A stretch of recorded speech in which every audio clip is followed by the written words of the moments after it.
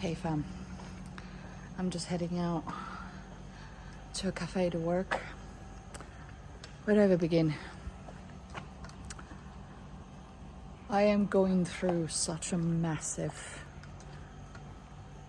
internal death and rebirth. You know, in Hero's Journey, if you're familiar with the concept that they use when they use it in coaching, but also they use it when they are writing films. You know, Hero's Journey is that you have the different parts of the journey of the hero. I can't even speak. So there's the part where there's little trials, there's little challenges and difficulties and trials, and then there's the death and rebirth. And I feel like I've been in the trials and errors, and I'm in the death and rebirth, becoming this whole new version of me that I don't even really know. I don't even really know. You know, like when you go through such a massive transition internally, that what you've had for years and years and years, everything you've known, and then it's all no longer, like everything you thought that you wanted and desired has shifted. It's a massive transition internally that I've gone through since coming to Bali, and it's less than a month that I've been here, and it's very earth-shattering. It's earth-shattering to have these feelings. Yesterday I was just crying because I used this metaphor that I'm on a bridge and I'm being pulled to the directions, the old me and the new me. And I feel like I'm being torn apart because I'm trying to do and live my life in a way that my old self would have, but it doesn't serve me anymore. And then it's, well, what now then? What am I going to do with this new me? Who is this new me? What's my why? So many questions. So I'm going to go to a cafe and just journal and be with this a bit. And I'll update you later. Let's go. Found this amazing cafe. It's such a nice ambiance in here, and all for me, super quiet, because finding good quiet spots sometimes can be hard in Bali. Alright, so I was starting a little bit earlier about the dying and rebirth, and I was just yesterday talking to my friend of mine that when someone dies, we do grieve and we cry. But when it might be the death of our old self, like, why are we not crying? Of course we have the reason, and we're justified to cry,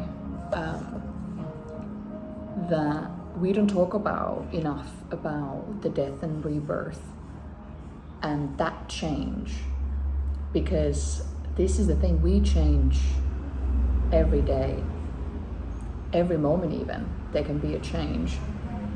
Change is constant, and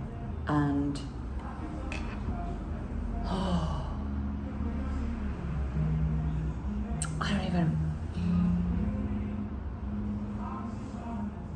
And that's how you know the change is massive, when you're struggling to verbalize that the throat chakra is not fully open yet, because I haven't really made a lot of sense to it. But what I want to say, I just want to say a few things about the death and rebirth, that we need to allow ourselves to change.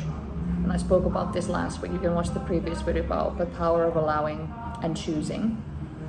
But when we are allowing ourselves, the allowing can open so much that you become such a new version of yourselves that you don't recognize yourselves. That is the biggest kind of opening you can go through as a human being.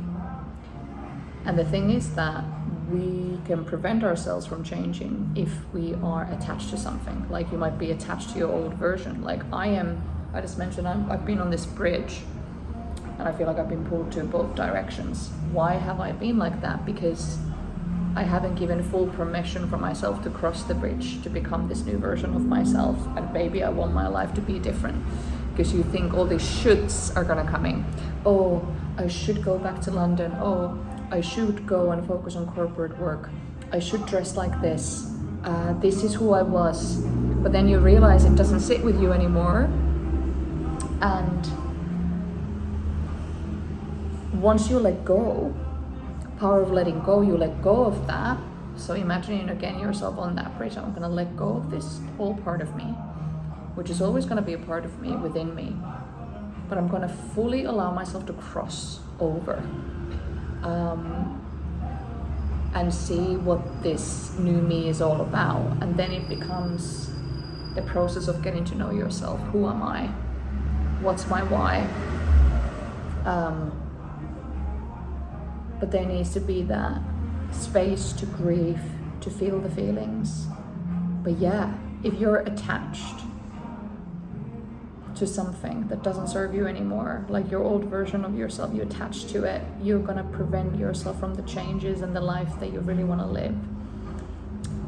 And for me, what I noticed last night, that I've been attached to living the Londoner essay, the little girl, teenager girl at 16 who wanted to go to London and build a life in London, which I did. I made that dream happen, and it's been amazing.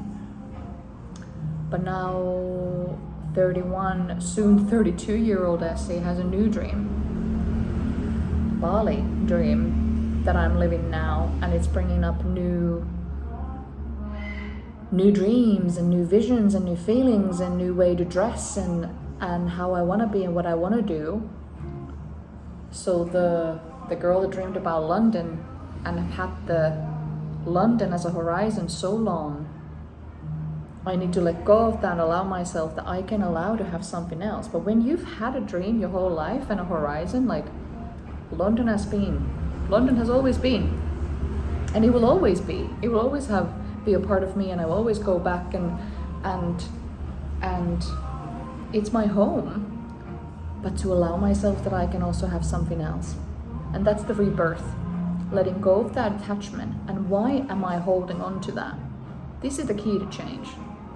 What am I attached to? Why am I attached to it? And what do I want instead? It's those 3 questions. And once you go through that process, regarding anything, you can go through everything. What are you attached to that might be stopping you from fully stepping into your full essence?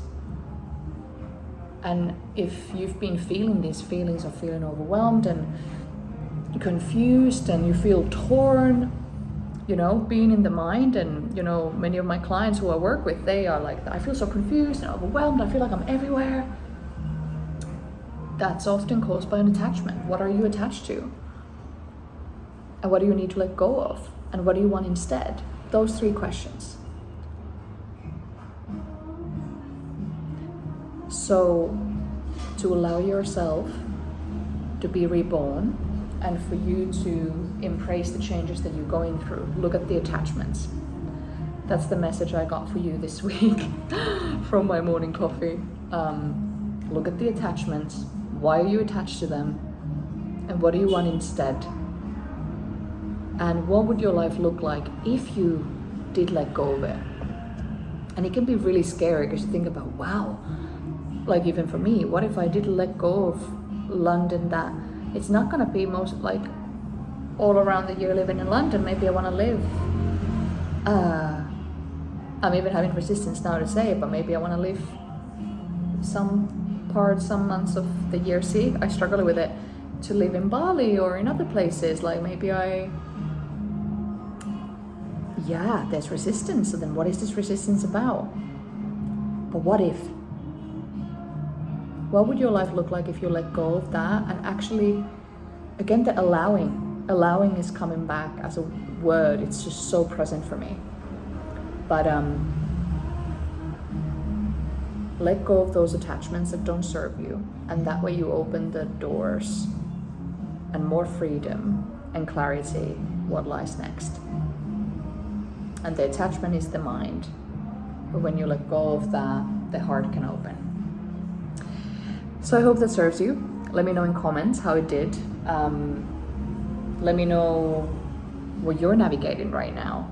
What attachments do you have that you're aware that you need to let go of? Do those journaling exercises, like journaling questions, and start looking at your life, because that's where it starts. You need to get real with yourself, and that's why journaling is powerful. But I'm gonna have my ricotta hotcakes now.